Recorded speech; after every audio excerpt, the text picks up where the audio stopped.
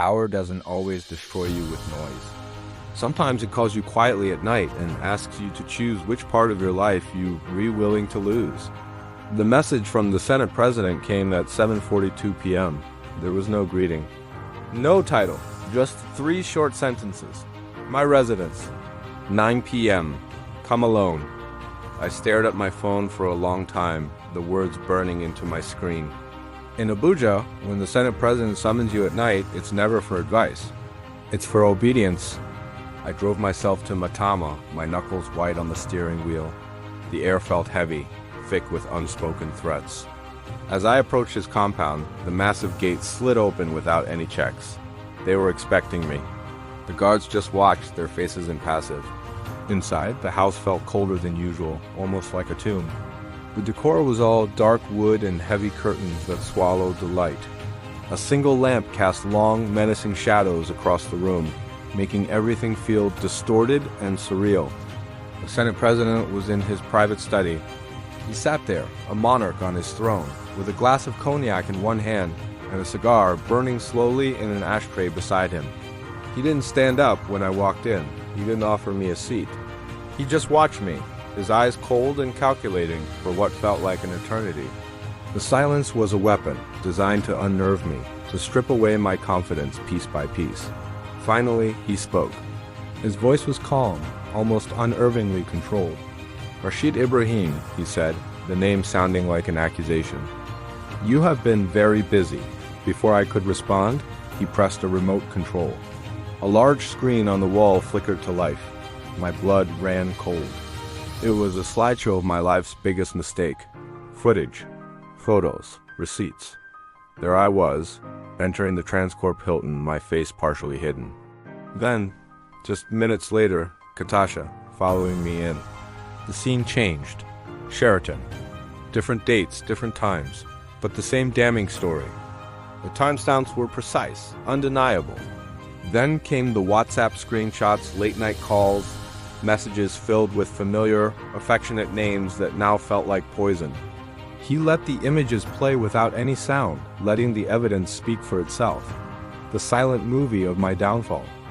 Then he paused on a single frame, me leaving a hotel suite, my cap pulled low over my eyes, my shirt half buttoned. It was the kind of picture that needed no explanation. It screamed guilt. Do you know what this will do to the Senate if it leaks tomorrow? He asked, his voice still quiet, but now laced with a sharp edge. My mouth opened, but no words came out. My throat was dry, my mind blank with panic. He leaned forward, the faint light catching the glint in his eyes. By lunch tomorrow, he said, laying out my future like a death sentence. Your seat is vacant. By evening, the EFCC invites you for a little chat. By night, your own constituency, the people who elected you, will be burning your posters in the street. He took a slow, deliberate sip of his cognac, savoring the moment, savoring my terror. But, he continued, his voice dropping to a conspiratorial whisper, I can stop everything. The room seemed to tilt. The air grew thin. Hope, a dangerous and fragile thing, began to flicker inside me. One call, he said, holding up a single finger, and the blogs go blind. The ethics committee suddenly has more important things to do. Even Alhaji Musa, Katasha's husband, calms down. He set his glass down on the polished wood with a soft click. The sound echoed in the silent room. You know what I want. My chest tightened until I could barely breathe. Of course I knew. Everyone in the Senate knew the rumor. The Senate President had admired Katasha for years. He was always publicly polite, a perfect gentleman around her, but privately he was persistent, relentless. She had always refused him, skillfully, carefully, because her husband was too powerful to offend directly. But now, her husband was no longer her protector. He was the one baying for our blood. And the Senate President, the man who held the key to our survival, was ready to name his price. Tell Katasha to come to my Asakura Lodge tomorrow night, he said, the words hanging in the air like a death sentence. Alone, no phone, no driver. I felt sick to my stomach. This wasn't just a request. It was a demand for her submission, her dignity. If she agrees, he continued, his gaze unwavering, your problem disappears. Your political career is safe. If she refuses, well, by Friday morning, both of you will become examples. A lesson to everyone else about the consequences of indiscretion. He slid a pen and a small piece of paper across the vast expanse of his desk. Write her number. My hand shook uncontrollably as I picked up the pen. The ink bled slightly on the paper as I wrote down the digits that would seal her fate. He took the paper, folded it neatly, and placed it in the breast pocket of his jacket, right over his heart. Just as I thought the ordeal was over, he added, almost as an afterthought, "There is also a small matter." His tone was casual, but his eyes were sharp. "The Katampi land you bought last year, 5 hectares. Prime real estate." My heart, which had been pounding in my chest, sank into my stomach. That land was my future, my biggest investment, the foundation of everything I was building for my family. "Transfer it," he said simply, quietly, "to the name I will send you." "The transfer should be completed by Monday." I swallowed hard, the words catching in my throat. "Sir, please," I managed to whisper. It was a pathetic plea, and we both knew it. He smiled for the first time that night. It was not a friendly smile. It was the smile of a predator that has its prey cornered. "You wanted to play with big people's wives," he said, his voice dripping with contempt. "Now you must pay big people's prices." He stood up then. The audience was over. "You may go." I stumbled out of the study, out of the cold house, and back into the humid Abuja night. I sat in my car for what felt like hours, the engine off, just staring into the darkness. The silence was deafening. My world had just been dismantled in less than 30 minutes. Finally, with a trembling hand, I picked up my phone and called Katasha. She answered on the first ring, her voice anxious. "Rashid?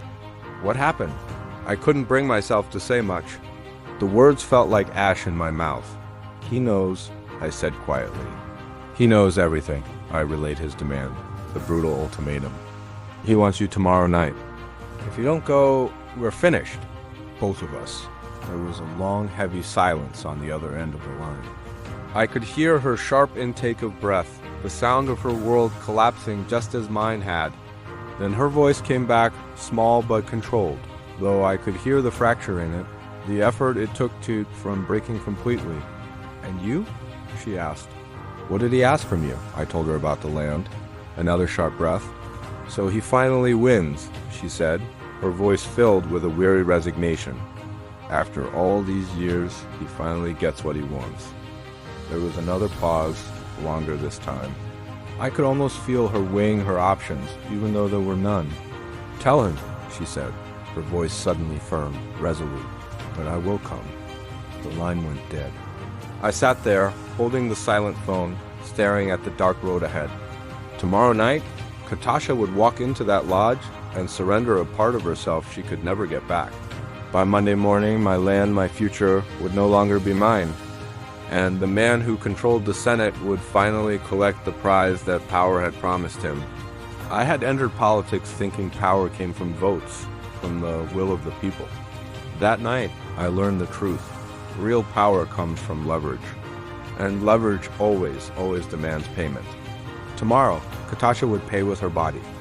I would pay with my future. And somehow, I knew the bill was not yet complete. This was just the beginning. Thanks for watching. If you want to know what happens next, make sure you resubscribed and have notifications turned on so you don't miss the next episode. See you then.